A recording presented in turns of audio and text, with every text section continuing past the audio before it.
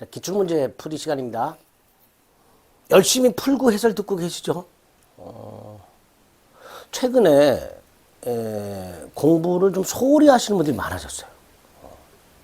공부하시는 인원도 좀 많이 줄고 또 열심히 하시는 분들 중에서도 열심히 하시는 분들이 좀 줄어들었어요. 올해 뭐 경제도 안 좋고 부동산 경기도 안 좋고 뭐 선거도 있고 등등등 여러 가지 뭐 대외적인 환경도 안 좋죠. 정쟁도 많이 일어나고. 그래서 그러니까 이제 공부가 이렇게 마음이 안 잡히시는 것 같아요. 심란하고 그러니까.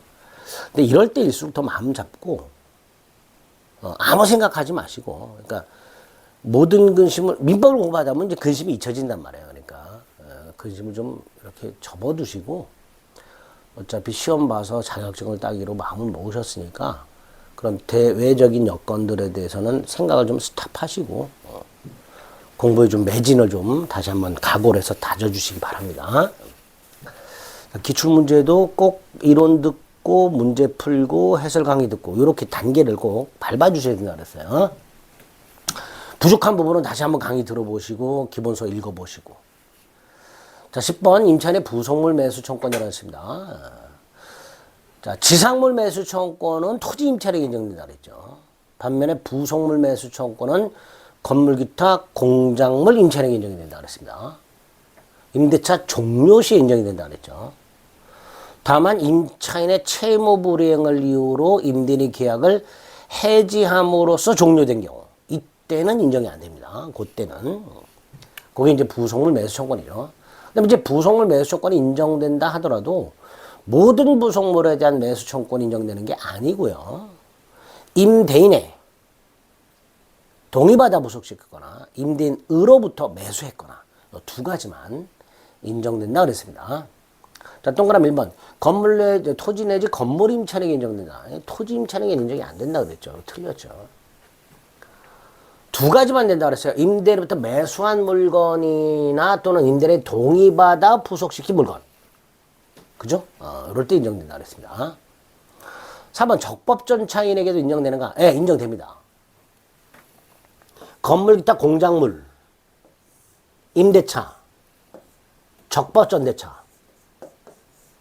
건물 기타 공작물에 대한 임대차 및 적법전대차. 즉 전대할 때 임대인 동의받은 경우. 이 경우에 이 적법전 차인도 임대인에게 부속물 매수를 청구할 수 있죠. 이때는 세 가지죠. 부속물 청구가. 임대인 동의받아 부속시킨 경우, 임대인으로부터 매수한 경우, 임대인 동의받아서 임차인으로부터 매수한 경우, 이 세 가지에 대해서 적법전 차인도 부속물 매수 청구권이 인정이 됩니다. 14번 편면적 강행 규정이죠. 따라서 부속물 매수 청구권을 포기, 즉 인정하지 않는 약정, 포기 약정이죠. 임차인에게 불리해. 그럼 무효죠. 5번 오로지 임차인 특수 목적을 위해 부속된 물건. 대표적으로 간판 같은 거죠. 간판. 이건 매수 청구할 수 있다 없다? 없지요. 부속물 매수 청구권에서 이 부속물은 객관적 용도에 제공된 물건이어야 돼요. 따라서 임차인 특수 목적을 위한 부속물. 이건 매수 청구 대상이 아닙니다. 틀린 것은 1번이 되겠죠. 11번 임차인의 부속물 매수 청구권. 1. 임차인의 지위와 분리해서 부속물 매수 청구권만 양도할 수는 없죠. 당연히. 이 부속물 매수 청구권은요. 임차인 소유 물건인데 그걸 임차인이 임대인에게 사라고 청구하는 거예요. 그러니까 부속물 매수 청구권이라는 권리만 따로 팔아먹는 건 불가능하단 말이죠. 2번 임대차 목적물의 구성 부분이라고 돼 있죠. 이건 부속물 청구가 아니에요. 임차인이 부속시킨 물건이 독립성이 있어. 그래서 임차인 소유야. 그때 임차인이 임대인에게 내 거 사라 청구하는 게 부속물 매수 청구권이에요. 근데 임차인이 부속시킨 물건이 목적물의 구성 부분이 되어버리면 이건 임대인 소유물이에요. 그러니까 임대인 소유물을 임대인에게 사라 청구하는 건 이론상 불가능하죠. 그래서 임차인이 부속시킨 물건이 목적물의 구성 부분이 되어버리면 이거는 부속물 매수 청구가 아니고요. 비용 상환 청구로 가게 됩니다. 2번 옳은 지문이 되죠. 3번 부속물 매수 청구는 임대차가 종료되었을 때 행사할 수 있는데 다만 그 임대차 계약이 임차인의 채무 불이행을 이유로 임대인의 계약을 해지함으로써 종료된 경우 이때는 부속물 매수 청구권 인정되지 않습니다. 4번 부속물 매수 청구에서 말하는 부속물은 둘 중에 하나 임대인 동의 얻어 부속했거나 임대인으로부터 매수했거나 둘 중에 하나. 자 5번은 건물 임차인이 갑소유 건물을 임차한 을이 건물을 증축을 해요. 그런데 이 증축 부분을 임대인 소유로 귀속시키기로 해요. 그 말은 무슨 뜻이에요? 임차인이 증축한 부분이 기존 건물에 부합이 된 거죠. 부속이 아니라. 자, 그런데 임차인이 자신의 비용을 들여서 증축한 부분을 임대인 소유로 귀속시키기로 하는 약정. 이 약정을 우리 대법원이 뭐라고 보느냐? 첫째, 요 부속시킨, 요 증축한 부분, 증축 부분에 대한 원상 회복 의무.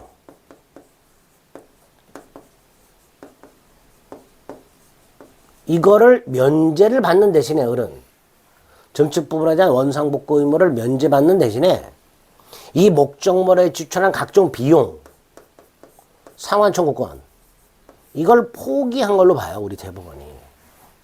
다시 한번요.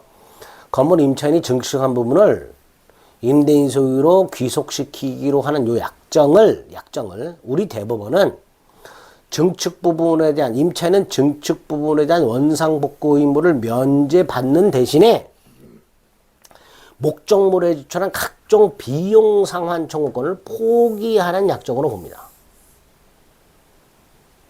따라서 임차인은 비용 상환을 청구할 수가 없게 됩니다. 비용 상환 청구를 포기했으니까. 또 하나가 뭐예요? 비용 상환 청구를 포기했으니까 그 비용 상환 청구에 기초한 뭐도 포기한 거다. 유치권도 포기한 거죠. 임차인은 유치권도 행사할 수가 없습니다. 중요한 질문들이 나왔네, 많이. 12번 임차인의 부속물 매수 청구권과 유익비 상환 청구라고 되어 있잖아요. 일단 임차인이 부속한 물건이 임차인이 건물 기타 공작물에 부착한 물건이 독립성이 있어서 임차인 소유라면 부속물 매수 청구로 가는 거고요. 임차인이 부착한 물건이 건물 기타 공작물의 구성 부분이 되어버리면 이건 임대인 소유잖아. 그러니까 비용 상환 청구로 가는 거예요. 두 번째, 부속물 매수 청구는 편면적 강행 규정입니다.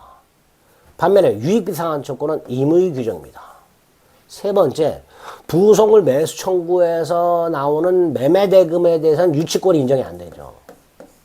하지만 비용 상환 청구에 대해서는 유치권이 인정될 수 있죠. 뭐 이런 것들이 부속물 매수 청구권과 유익비 상환 청구권의 기본적인 차이가 되는 것들입니다. 자, 1번 유익비 상환 청구는 임대차 종료 시 행사할 수 있다.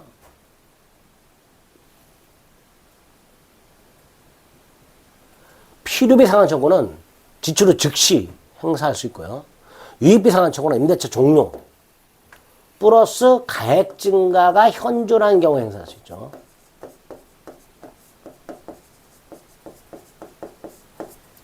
임대차 종료 플러스 가액 증가가 현존한 경우에 행사할 수 있습니다. 따라서 1번 지문은 옳은 건지 틀린 건지가 약간 애매한 경우예요.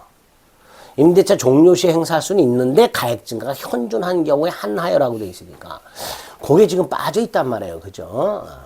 다음은 다른 지문과의 관계에서 1번 지문이 정확하게 옳은 건지 틀린 건지 확인하면 됩니다. 자, 2번 부속된 물건이 임차물, 건물기타 공작물의 구성 부분으로서 일체가 되어버리면 이때는 부속물 매수 청구가 아니라 비용 상환 청구로 간다 그랬어요. 그죠? 그러니까 2번은 분명히 틀렸고요. 3번 부속물 매수 청구는 편면적 강행 규정이니까 그 부속물 매수 청구권을 포기하기로 하는 약정은 임차인에게 불리하다면 무효죠. 그러니까 3번도 분명히 틀렸죠. 4번 일시사용 임대차에 적용되는 건 비용상환 조건이라고 우리가 문제 하나 본 게 있었죠. 여행지 숙박계약 같은 일시사용 임대차라면 비용상환 조건은 인정이 되지만, 즉 임의 규정은 인정이 되지만 부속물 매수 청구 같은 강행 규정은 인정이 안 된다 그랬습니다.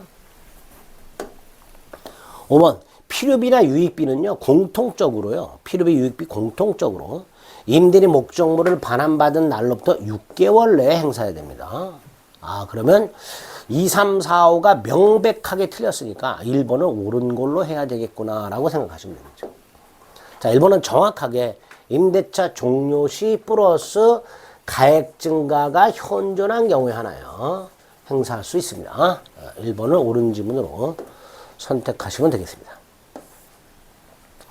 13번 임대차의 차임이라고 되어 있습니다. 자, 1번 임차물의 일부가 임차인의 잘못 없이 멸실됐다. 그러면 당연히 임차인은 그 멸실된 만큼을 사용식을 못하니까 그만큼의 비율에 따른 차임, 감액을 청구할 수 있도록 되어 있습니다.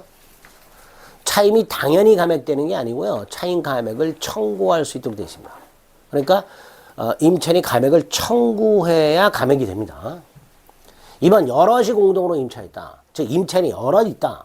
차임을 어떻게? 연대해서 부담해라. 연대해서. 우리 연대보증이란 말 들어보셨죠? 그 연대라고 생각하시면 됩니다. 3번 경제사정의 변동에 따라서 차임이 장당하지 않게 되면 일방적으로 차임의 감액이나 증액을 청구할 수 있죠. 근데 이 차임의 증감 청구는 형성권이에요. 그러니까 이런 구조가 돼요. 차임의 증액이나 감액을 청구해요. 근데 상대방이 이의를 해요. 그럼 재판으로 가요. 그래서 법원이 차임 증액이나 감액 판결을 하게 돼요. 근데 이 차임 증액이나 감액 판결은 판결에 의해서 증액 또는 감액되는 게 아니고요. 기존의 증액 청구나 감액 청구가 정당하냐에 관련된 판결이에요. 그러니까 증액 판결이 있다는 건 증액 청구가 정당하다는 판결이고요. 감액 판결이라는 건 감액 청구가 정당하다는 판결이에요.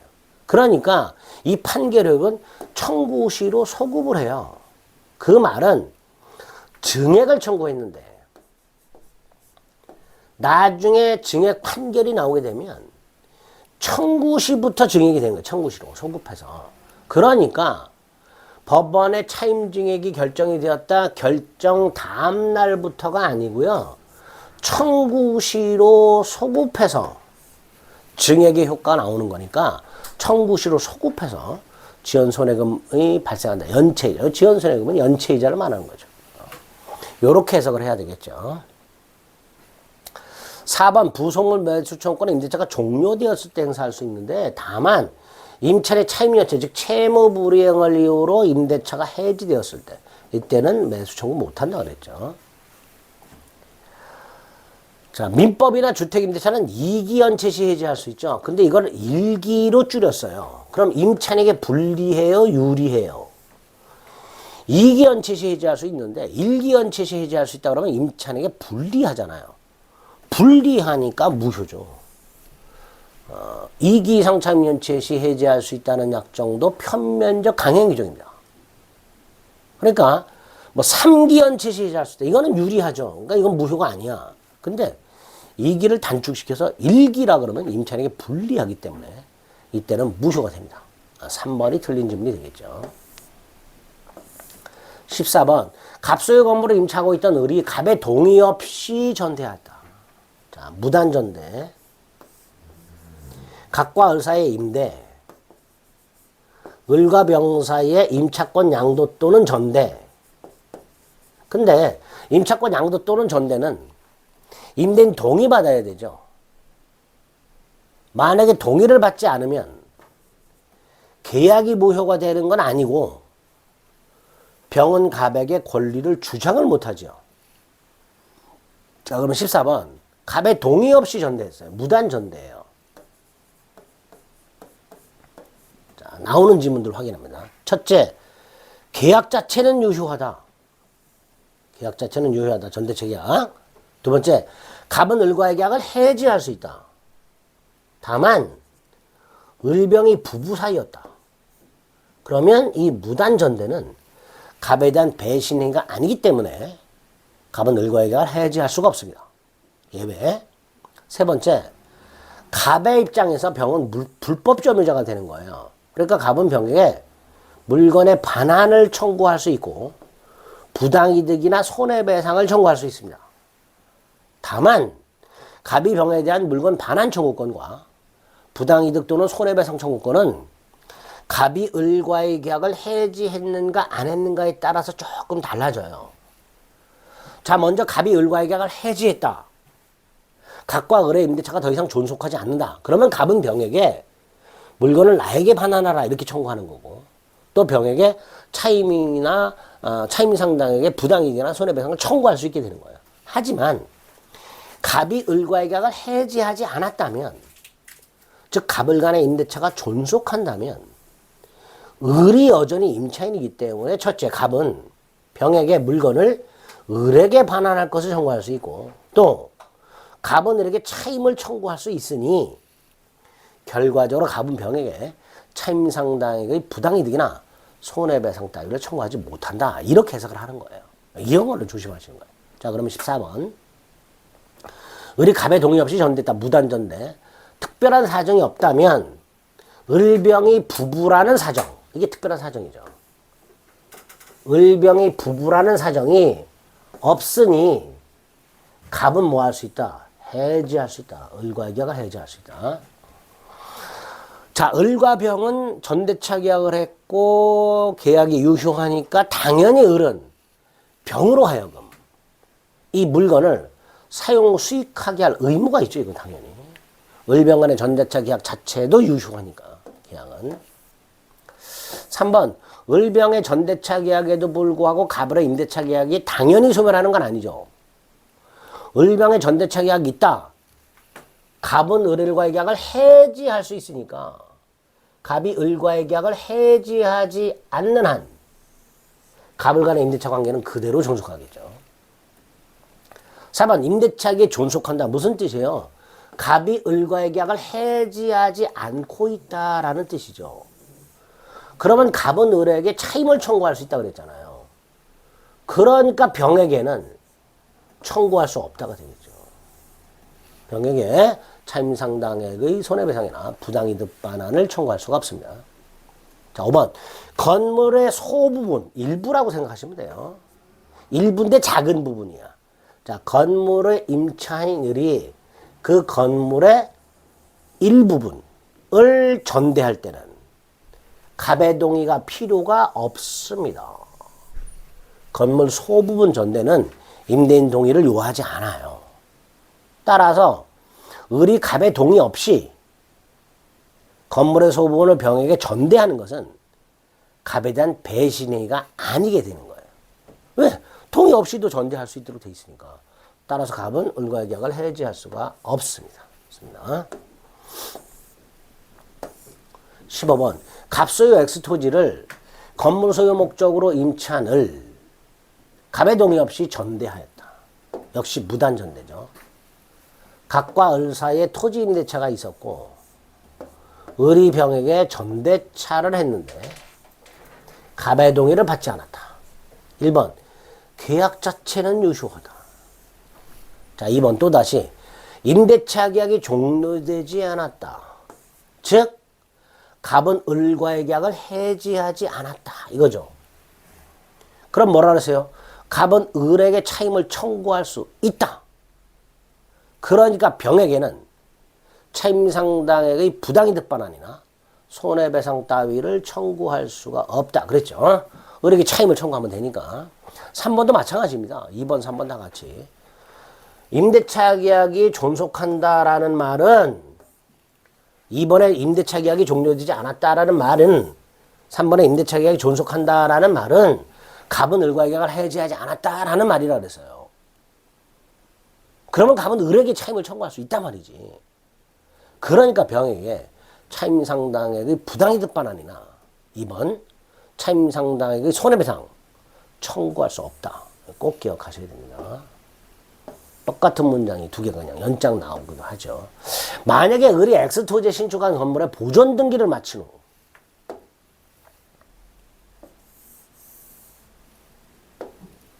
자, 뭐가 떠올라야 돼요? 622조 대항력이 떠올라야죠. 건물 소유 목적 토지 임차인이 건물을 지은 다음에 소유권 보존 등기를 마치면 대항력이 생기잖아요. 그 후에 정의 땅에 대한 소유권을 취득해요. 그럼 을은 정에게 뭐 할 수 있어요? 지상물매 청구할 수 있지요. 틀렸죠. 그죠?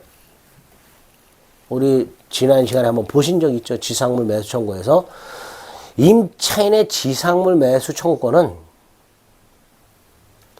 임차권 소멸 당시 토지 소유자를 상대로 행사해야 되기 때문에 그 이후 토지 소유자가 바뀌면 새로운 토지 소유자에게는 지상물 매수를 청구하지 못하지만 만약 임차권이 대항력이 있다면 새로운 토지 소유자에게도 지상물 매수를 청구할 수 있다 그랬습니다.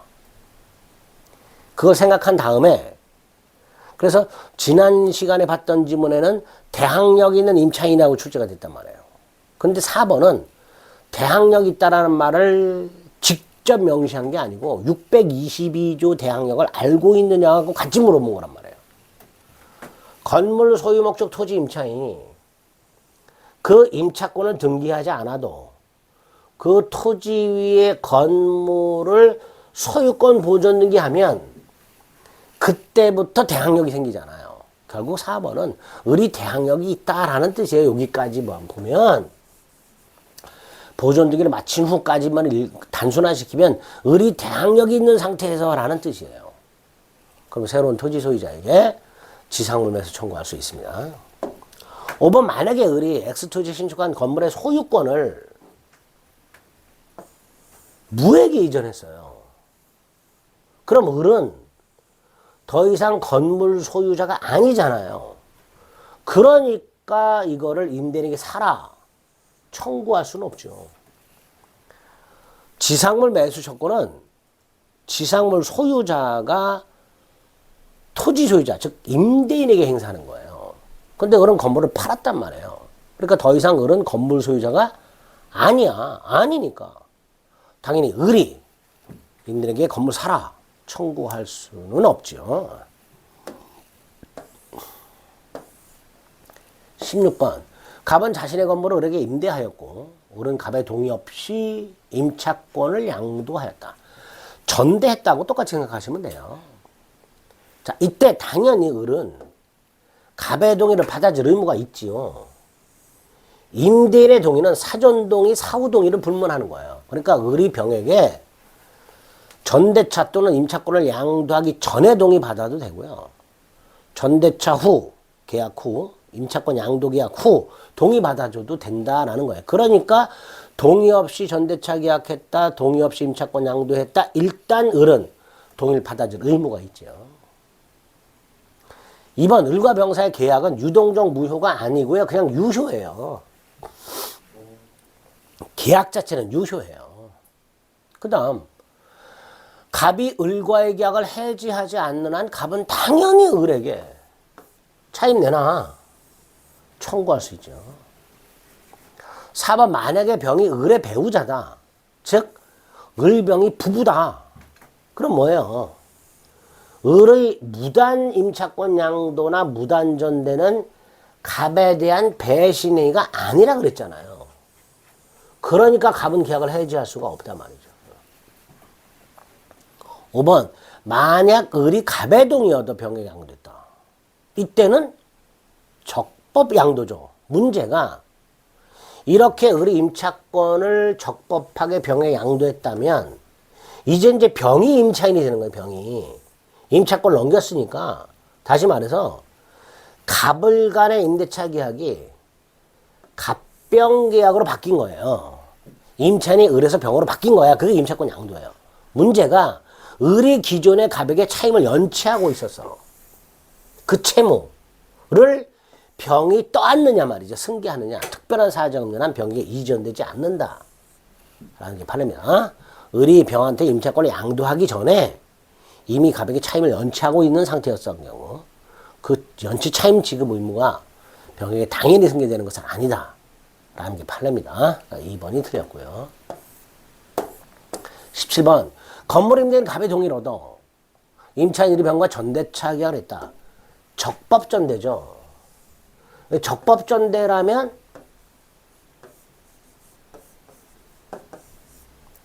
갑은 병에게 직접 권리 행사할 수 있지만 직접 의무를 부담하진 않죠. 반대로 병은 갑에게 직접 권리를 행사할 수는 없고요. 직접 의무를 부담하죠. 대표적인 뭐예요? 차임지급 의무죠. 그래서 병이 설령 을에게 차임을 지급했다 하더라도 병은 갑의 차임 청구를 거절하지 못하도록 하고 있죠. 그러니까 갑의 차임 청구가 을의 차임 청구에 우선하게 됩니다. 그 다음 적법전차인 병을 보호하는 장치가 있죠. 적법전차인 병을 보호하는 장치. 갑을이 임대차 계약을 합의 해지하거나 을이 임차권을 포기한 경우라 하더라도 병의 전차권은 소멸하지 않죠. 또 갑이 을과의 계약을 해지한 경우 그 사유를 병에게 통지해 줘야 되죠. 세 번째, 건물 기타 공작물 적법전차인은 부속물 매수청권이 있고요. 토지전차인이라면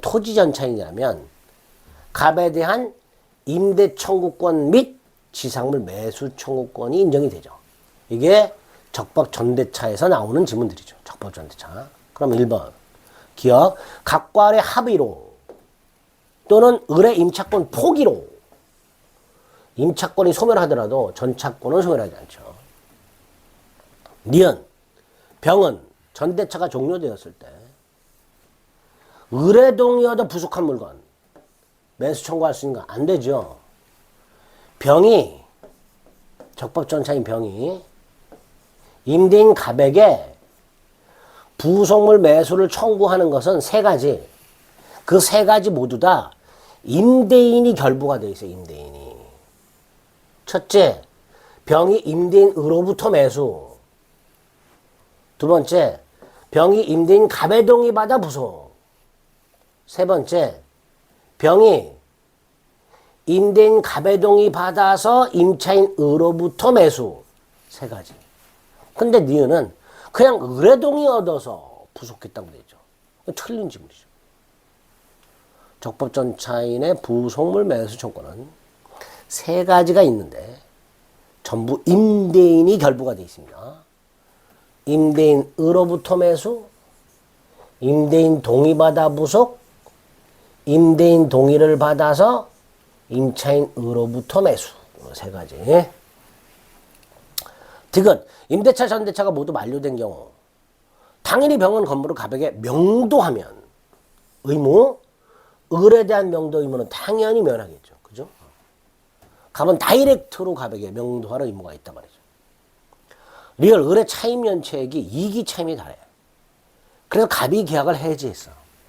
자, 원래 갑이 을과의 계약을 해지하면 그 해지 사유를 병에게 통지해야 대항할 수 있어요. 갑이 을과의 계약을 해지했을 때 그 사유가 무엇인지를 병에게 통지해야만 병한테 야 임대차 종료됐다, 너 종료됐다 이렇게 주장할 수 있는 거예요. 대항할 수. 단 을이 이기상 차임을 연체하여 해지한 경우 이때는 굳이 통지하지 않아도 대항할 수 있다라는 게 판례입니다. 예외를 인정하고 있는 거예요. 그래서 리얼 옳은 질문이 됩니다.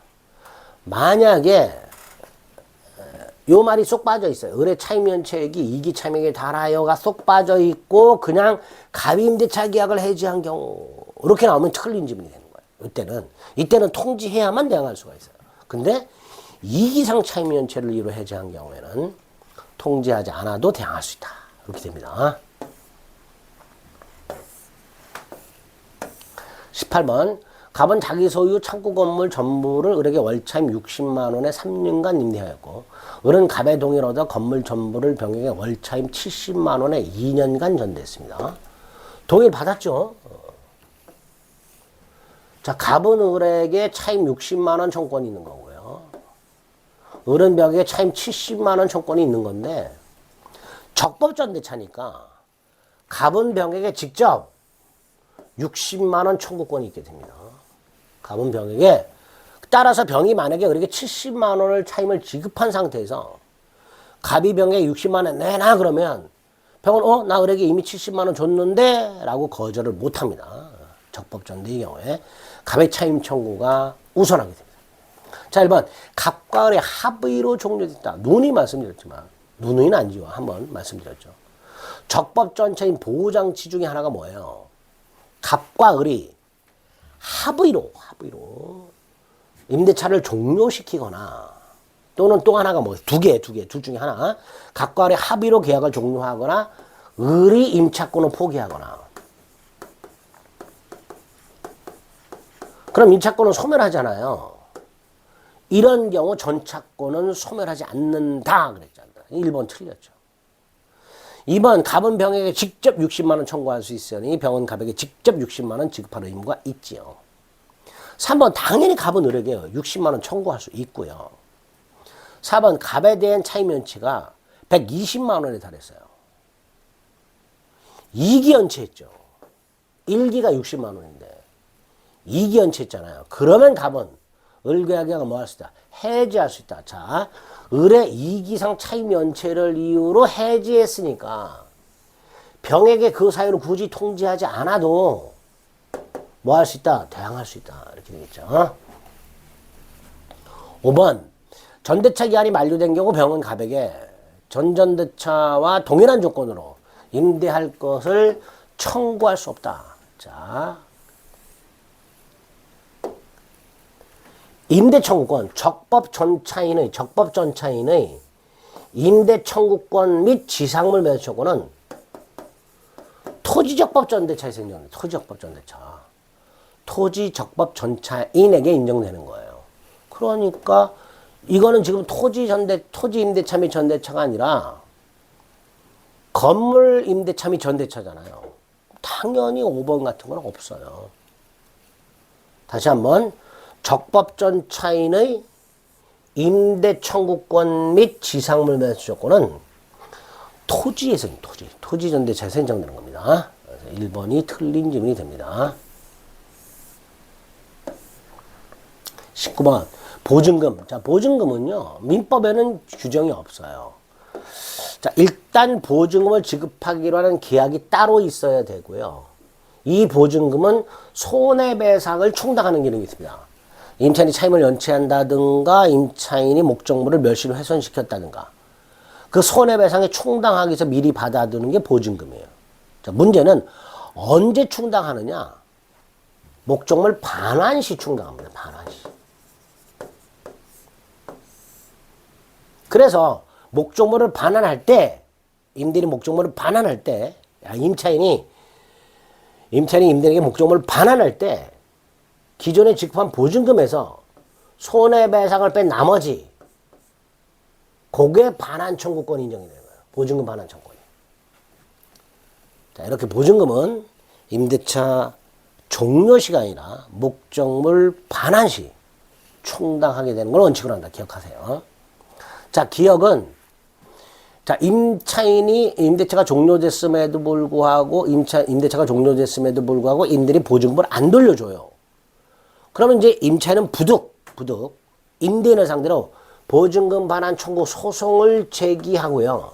이 소송에서 임차인은 판사님 임대인에게 보증금을 지급했는데요. 안 돌려줍니다. 라는 사실을 주장 증명해야 됩니다. 임차인의 임대인을 상대로 하는 보증금 반환 청구 소송에서 임차인이 임대인에게 보증금을 지급했음을 증명해라. 이렇게 되겠죠. 니은 임대차가 종료되지 않았어요. 그럼 보증금에서 손해배상, 연체차임 같은 걸 충당할 수 있어요? 없어요? 없단 말이에요. 그러니까 임차인은 임대인이 연체차임을 청구했을 때 보증금이 있으니 차임 못 줘. 라고 할 수가 없는 거예요. 즉, 임대차가 종료되지 않은 상태에서 임차인이 임대인에게 차임을 청구하는 임대인에게 보증금에서 까세요. 이런 청구를 못 한단 말이죠.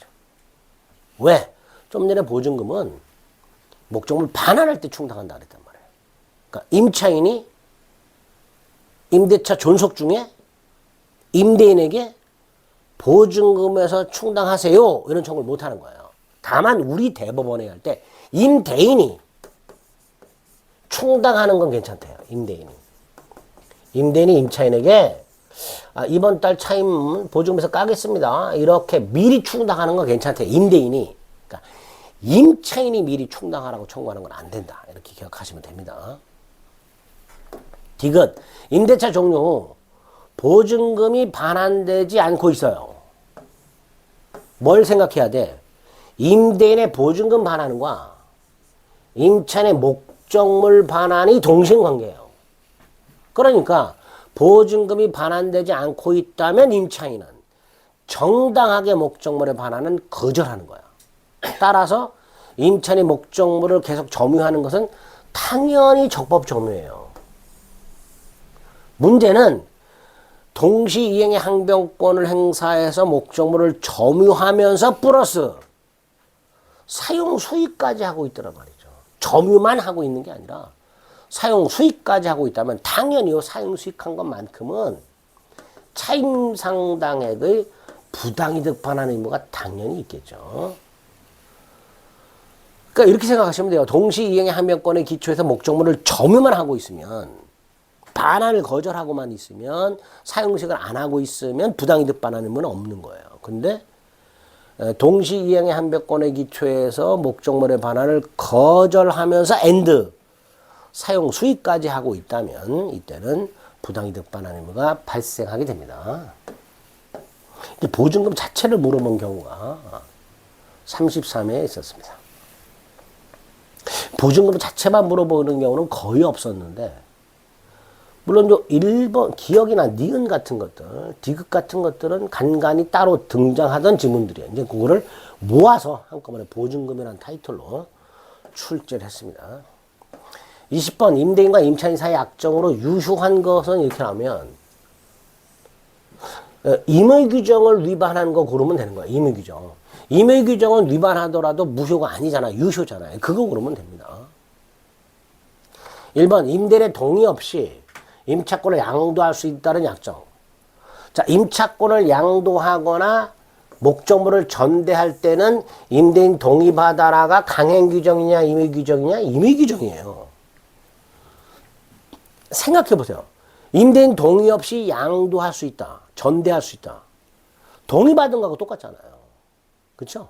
임대인 동의 없이 임차권을 양도할 수 있다. 목적물을 전대할 수 있다는 약정은 임차권 양도나 목적물 전대에 대해서 사전 동의 받은 거하고 똑같잖아요. 그러니까 유효하죠. 이거는. 반면에 인터넷 차임감액 청구권 편면적 강행 규정입니다. 무효입니다. 지상물 매수 조건 역시 편면적 강행 규정입니다. 부속물 매수 조건 역시 편면적 강행 규정입니다. 위반한 것으로서 임차인에게 불리한 건 다 무효예요. 기간의 약정이 없는 임대차 635조. 각 당사자는 언제든지 해지 통고할 수 있다. 그 중에 임차인의 해지 통고를 배제시켜. 임차인에게 불리하죠. 무효. 그래서 2, 3, 4, 5는 다 편면적 강행 규정이고요. 따라서 편면적 강행 규정을 위반하는 약정이 되고요. and 임차인에게 다 불리합니다. 2, 3, 4, 5는 다 무효가 됩니다. 네, 여기까지 해서 계약강론 임대차까지 다 살펴보셨습니다. 이제 민사특별법 남았는데요. 민사특별법은 10년간 기출되었던 지문 위주로만 정리하시자. 민사특별법은 누누이 말씀드렸지만 10년간 기출되었던 지문들 위주로 이제 거기에서 조금만 더 이렇게 추가해가지고 정리하시면 됩니다. 그래서 강의할 때도 기본이 되는 건 정리하신 다음에 기출문제를 통해서 뭐가 잘 나왔는가를 매칭시켜가고 그거 위주로 계속 반복을 해서 시험장 가시면 충분히 특별법 문제도 한 절반 이상은 맞출 수가 있습니다. 아시겠죠? 강의 듣고 문제 풀고 해설 강의를 들으시기를 다시 한번 부탁드리겠습니다. 네, 수고하셨습니다.